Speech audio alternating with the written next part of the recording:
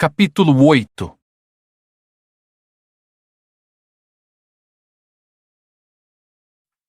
Por volta das 2 horas da tarde, o pessoal do laboratório deu pela falta dos dois. Delvecchio não teve tempo para se preocupar com sua assistente. Fora chamado para mais um encontro com os grandões das Forças Armadas. As coisas estavam começando a ganhar repercussão. Um helicóptero Robinson 22 veio buscá-lo. Delvecchio deveria expor minuciosamente a situação.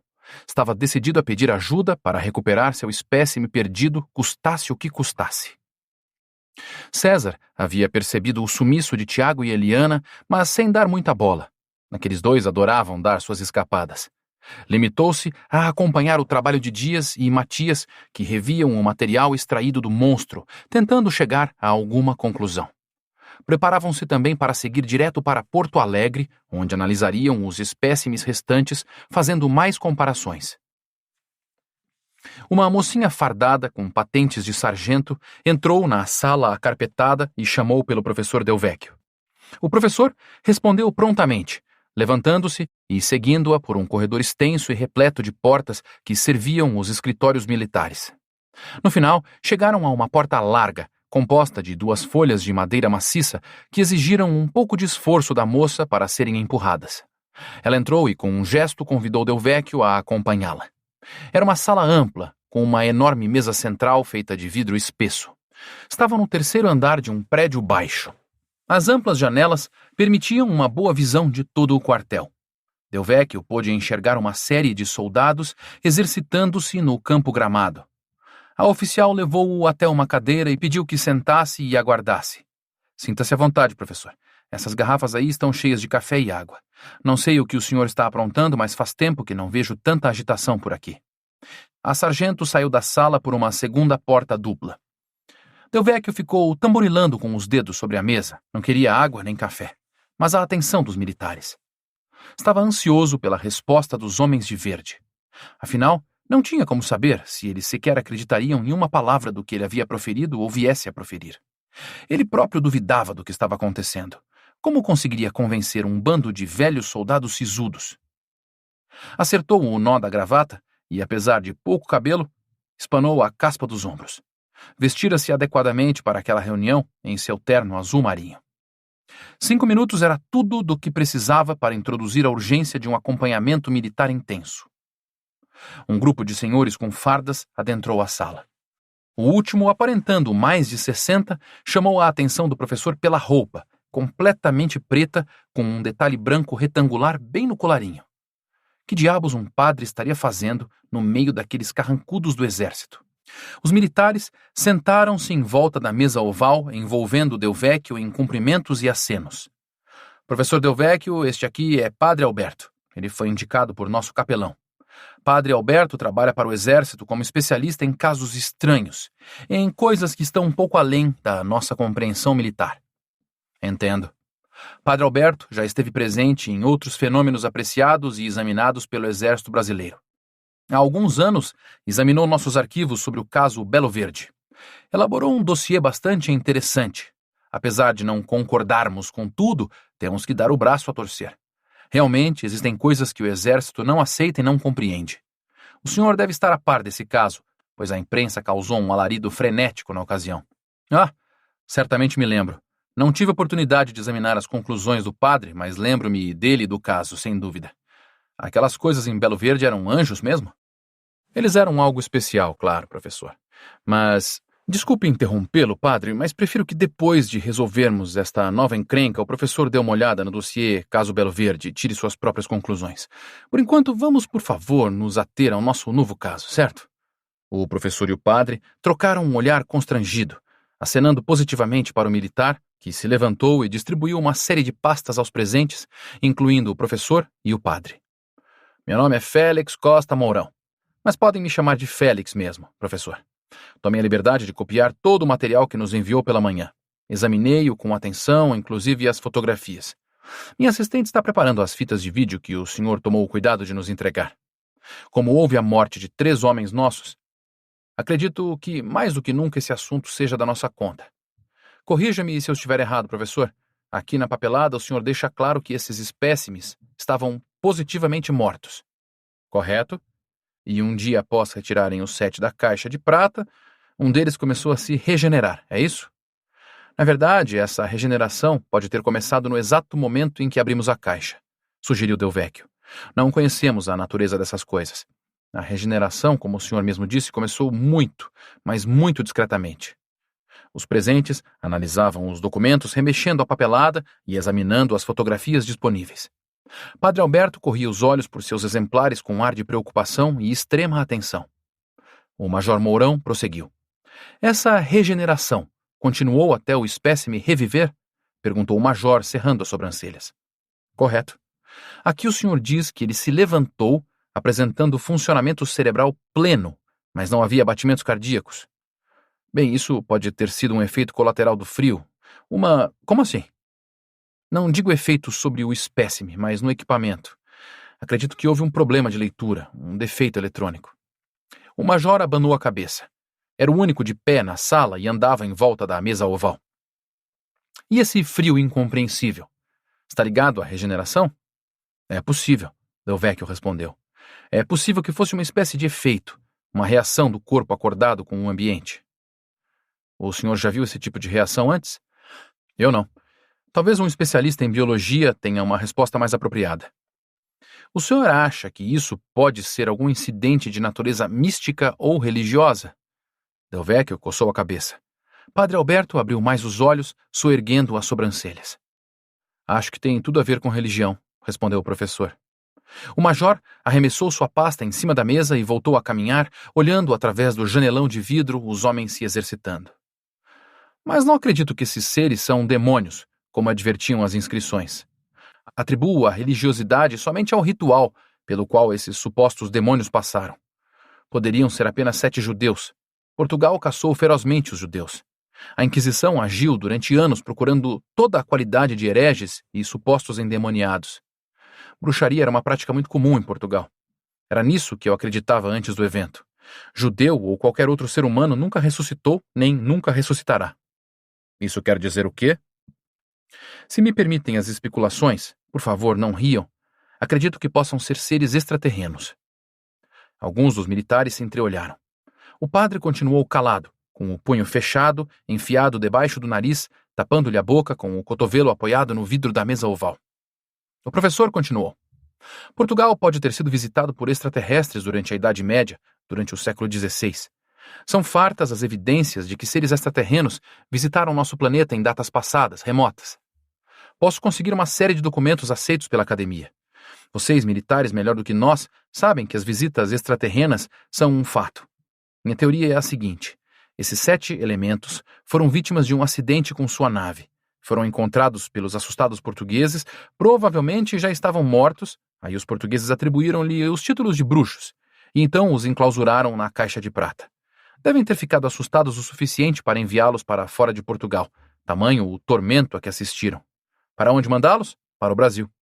Nosso país era uma terra considerada deserta de humanos civilizados e longe o suficiente de Portugal. Eles tomaram o cuidado de encerrar a caixa no fundo do mar com a caravela. Podiam acreditar que, a partir daquele instante, a nave estava amaldiçoada. Saíram em uma esquadra, chegaram ao litoral brasileiro e, com um tiro preciso de canhão, afundaram a caravela, ficando dessa forma livre de seus mais estranhos visitantes. Por que estranhos, se eles têm aparência humana? Inquiriu o Major Mourão. Não sei, Félix. Talvez os 7 corpos, como disse anteriormente, sofressem uma espécie de reação ao entrar em contato com nossa atmosfera. O frio sobrenatural, por exemplo, acho bastante provável. Padre? Acho muito cedo para me manifestar. Isso pode ser qualquer coisa.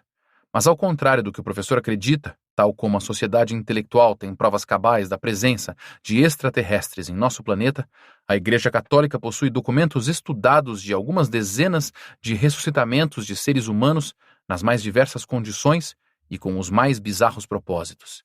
3 deles registrados justamente em Portugal, nos séculos XIV e XV. Adoraria apreciar esses documentos. Posso lhe ajeitar isso, professor. A assistente do major entrou na sala e atrás dela 2 soldados empurravam uma mesa com rodinhas. Em cima vinha um grande aparelho de TV. Todos viraram-se a fim de assistir à apresentação. Ela estendeu o controle remoto ao major, que, depois de uma breve olhada nos presentes, acionou o reprodutor. A gravação mostrava o resgate da caravela, os detalhes da caixa e também sua abertura. Assistiram aos exames prévios dos 7 corpos e ao detalhamento de alguns objetos retirados da embarcação. A última sequência era a mais intrigante e a mais aguardada pelos presentes: o ressuscitamento do espécime. Quando alguém solicitava, o major retrocedia a gravação para uma análise mais demorada. Mesmo com a pré-edição do professor, a exposição da fita levou mais de 1 hora. Ninguém conseguiu disfarçar a excitação quando o morto começou a dar seus primeiros sinais de vida. Pareciam um bando de colegiais numa sessão do cinema Estoril, loucos pelas aventuras que explodiam na grande tela. Os braços do cadáver moveram-se. Delvecchio era o menos impressionado, pois as centenas de vezes que vira a cena acabaram por amortecer-lhe o deslumbramento. Finalmente, Inverno se levanta, fugindo do foco da câmera fixa ao tripé, voltando aleatoriamente ao campo de visão. Mesmo assim, os homens permaneceram em silêncio, ouvindo o espécime falar. Mas ele fala português. Como pode ser um alienígena? Questionou o padre. Bem, não conhecemos a história desse elemento. Tudo o que eu disse anteriormente são meras especulações. Ele falar a língua portuguesa tão fluentemente é parte da nossa incógnita, do nosso mistério. A única coisa que sei com certeza é que ele não é humano. Todos se voltavam agora para o professor Delvecchio, ouvindo suas suposições. Estavam interessados em seu ponto de vista, mas achavam um pouco fabuloso demais e preferiam acreditar que a tal coisa fugida era humana. O problema era explicar como ela teria sobrevivido dentro da caixa por centenas de anos, porque isso era logicamente impossível, como impossível era a hipótese da ressurreição. Na verdade, o grande problema estava ali, diante deles, vivo e falante na fita de vídeo, e agora solto nas ruas. Delvecchio coçou a barbicha rala, criando um hiato em suas explanações. Agora imitava o major, andando de um lado para o outro. Se a minha hipótese estiver certa, se eles forem mesmo alienígenas, com uma fisiologia totalmente diferente da nossa, capazes de hibernar dentro de uma câmara sem luz, sem água, sem ar, sem qualquer suporte à vida terrestre durante centenas de anos, 400 no mínimo, se essa linha de raciocínio estiver correta, permito-me ir além em minhas ideias. Vamos imaginar que a tal nave tenha realmente caído em Portugal. Agora vamos imaginar que um deles, esse mesmo que acabamos de ver voltando à vida, tenha sobrevivido mais que os outros, que tenha sobrevivido alguns dias, algumas semanas. Não poderia ele ter aprendido nossa língua? Acho que sim, respondeu um dos militares, o tenente Carlos Brites, de operações especiais. Se eles eram alienígenas que detinham tecnologia para viagens interplanetárias, eram inteligentes. Assim, o espécime em questão poderia ter aprendido nossa língua, até mesmo com alguma facilidade. Antes de continuar, Delvecchio voltou a alisar a barbicha, aguardando mais comentários favoráveis. Você acredita que ele seja perigoso? Perguntou Mourão. Não tenho certeza. Mas, professor, ele matou 3 de nossos soldados, lembrou Brites. Nada comprova que ele os tenha matado deliberadamente. Pode ter sido um acidente. Um acidente? Nós ouvimos os homens atirando na coisa. Não dá para entender o que o espécime resmunga quando está próximo aos soldados. Mas ele continuou vivo e escapou, deixando os 3 mortos. Acho que ele retalhou o ataque dos soldados. Mas não sabemos se os disparos atingiram a criatura, observou Brites. O que o tenente Brites está ressaltando é importantíssimo, continuou Delvecchio. Já a morte dos soldados pode ter sido circunstancial. Nós mesmos quase congelamos quando Tiago rompeu o vidro para sairmos do laboratório. E esses civis, onde estão? Vão guardar segredo sem colocar a população daquela cidade em pânico? Vão guardar segredo. Eles têm uma espécie de contrato com nossa universidade e, além do mais, são sujeitos sensatos. Delvecchio esforçou-se para não entregar nenhuma hesitação na voz. Afinal, omitira a fuga de Tiago e Eliana. Vocês têm ideia de para onde o espécime desaparecido pode ter ido? Nenhuma. Falou apenas de efemérides relacionadas a Portugal. Na verdade, creio que o fujão esteja perdido ou escondido por aí. Acho que ele não tem noção de onde está no Brasil. Se é que ele tem ideia do que é Brasil. Mas então, se o senhor considerar a fala da coisa, deve concordar comigo que sua suposição é infundada. Por quê, padre? Bem, professor, o senhor supõe que a coisa teria sobrevivido apenas alguns dias após o acidente que o trouxe ao planeta, mas que está claro que, mesmo assim, ele teve tempo de aprender a língua portuguesa. Não sei quanto tempo, se uns dias, umas semanas, um mês. mas viveu o suficiente para conhecer bem a geografia portuguesa, pois cita o Rio Douro quando fala do tempo passado. E diz alguma coisa sobre um castelo. Sim, sem dúvida fala. Mas então, se levarmos isso a cabo, temos de levar o restante também, disse Padre Alberto enquanto revolvia seus papéis à procura de alguma coisa. Ah, veja aqui o que ele disse. Todos temem o nosso castelo. Se os temores não abandonaram minha terra, menina, o doce terror de nosso espetáculo medonho, nosso número fantástico e sangrento. Agora eles voltarão, pois meu corpo está vivo outra vez e logo volto para meus irmãos. O padre ficou em silêncio, deixando o efeito da fala crescer na sala, dando tempo às reflexões. Depois, continuou. Se você acreditar no que ele diz, tem de acreditar em tudo. Eles realmente praticavam algum ato temeroso à sociedade, pois eles citam espetáculo medonho, sangrento. Ele ainda diz que voltará para buscar os irmãos. Bem, padre, sem dúvida sua observação é importante. Mas não acredito que esses seres eram bruxos nem sequer humanos. Humanos, como já disse, não voltam à vida. Ele pode ainda estar declamando uma poesia. O tom de voz que ele usa parece de quem interpreta uma fala. Pelo menos para mim parece assim. Alguns dos presentes concordaram com o professor. Por outro lado, eu conto com que ele venha buscar seus irmãos. Afinal, ele já levou um, continuou Delvecchio. Tive cuidado de manter um dos espécimes nas docas, como isca. Precisamos aprender mais sobre esses seres. Não precisamos matá-los. Se ele vier a encontrar o irmão hibernante, talvez nos elucide o segredo do seu modo particular de despertar. Como saberemos que ele virá buscar os irmãos? Infelizmente, Major, não saberemos. E se ele vier, como saberemos? Insistiu o Major. Quando começar a esfriar, murmurou Delvecchio. Muito bem, professor. Eu acredito que a caça e a captura de seu espécime sejam realmente importantes, tanto do ponto de vista científico como o meu, o militar. Esse elemento, por ora desconhecido, é positivamente um risco à segurança de nosso país. Disponibilizo todos os meios e homens necessários para tal empresa. Peço a gentileza de nos deixarem agora, tanto o senhor como o padre. Precisamos definir algumas diretrizes e estratégias para contermos essa criatura. Delvecchio e Padre Alberto foram expelidos da sala, voltando ao sombrio corredor acarpetado. Caminharam lado a lado até chegar à primeira saleta visitada por Delvecchio. O professor percebeu que ganhara um forte aliado na captura do espécime, mas um grande adversário em sua tese alienígena. A curiosidade foi imensa, forçando-o a dirigir-se ao compenetrado padre de roupa preta como um inquisidor matreiro tentando desvendar alguma travessura. Padre, desculpe-me a impertinência, mas se o senhor não acredita que eles sejam alienígenas, seres não humanos, em que diabos acredita? Antes que o padre respondesse, o assistente do major voltou para a sala trazendo suas valizes e seus papéis. Bem, professor, ainda acho difícil responder, mas adianto que o senhor é dono de meia verdade. Realmente essas coisas, se eu estiver certo, não são de forma alguma extraterrestres. Entretanto, tais seres terão grandes chances de serem classificados como desumanos. Veja bem, desumanos, não humanos. Delvecchio voltou a coçar a barbicha. Teria o padre apenas se esquivado ou estava realmente respondendo com aquele jeito enigmático? O assistente do major estendeu a cada um deles um telefone celular. Deu-lhes também cartões com números especiais das Forças Armadas. Acho que o senhor ainda possui esses números anotados, não é, padre? Sinceramente não sei, Neuza. Sou péssimo em decorar números. Professor, alguma pergunta ou entendeu tudo? Entendido, sargento. Um elevador abriu-se às costas dos dois homens que, após entrarem, viram a sargento Neuza se afastar.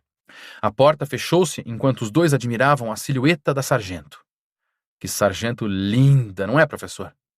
Delvecchio espantou-se com a pergunta do padre. Mais pelo jeito que o fez do que pelo elogio em questão, encarando-o com as sobrancelhas arqueadas. Eu sou padre, mas não sou cego. Os dois riram até chegar no saguão. Caminharam juntos ao estacionamento em frente ao pequeno prédio. A propósito, professor, o senhor tem radiografias dos crânios dos espécimes?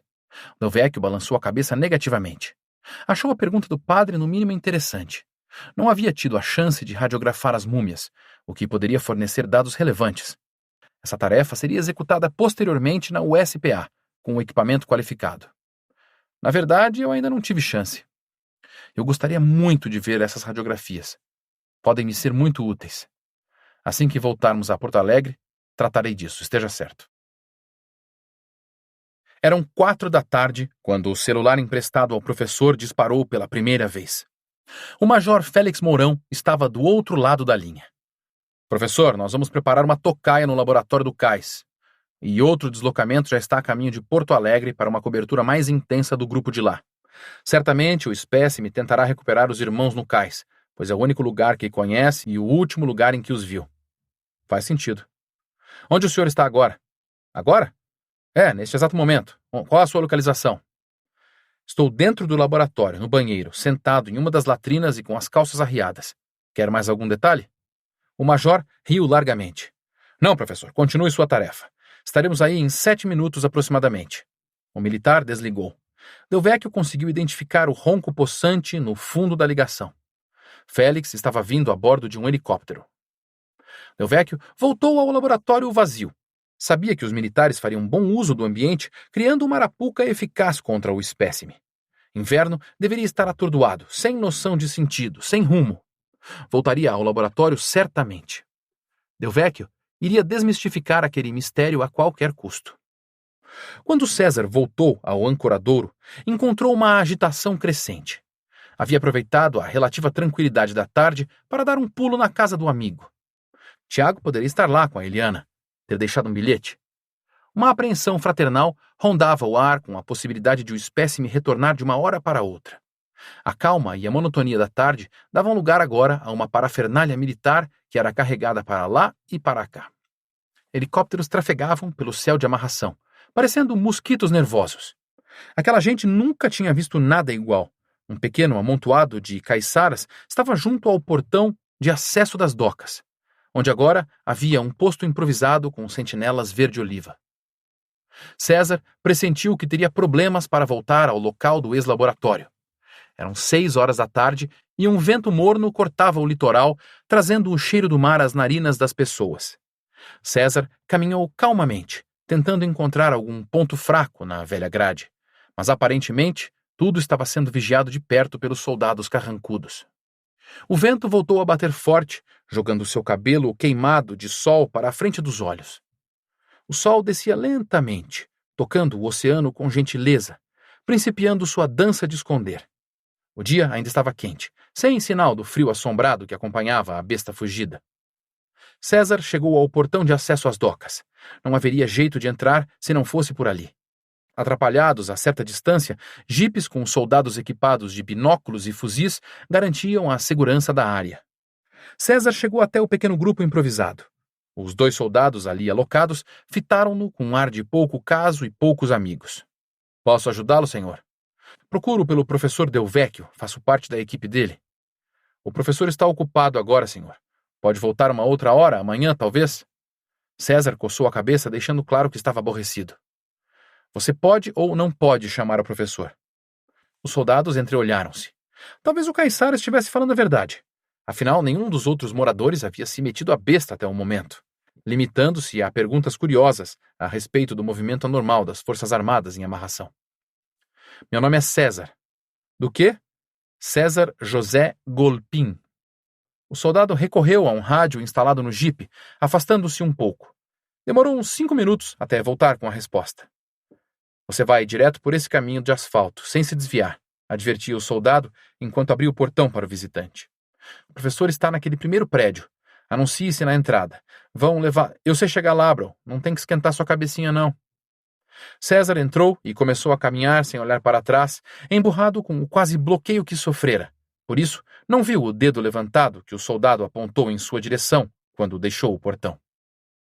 Ele concordava que a segurança era necessária, mas sabia que tinha direito a participar da ação. Começava a se preocupar com o sumiço de Eliana e Tiago. César adorava situações de encrenca. Afinal, raramente coisas desse tipo aconteciam em amarração. E justamente agora que tinham seu próprio morto-vivo, retirado de dentro de sua caravela, prometendo bastante ação, ninguém iria deixá-lo de fora. Ninguém.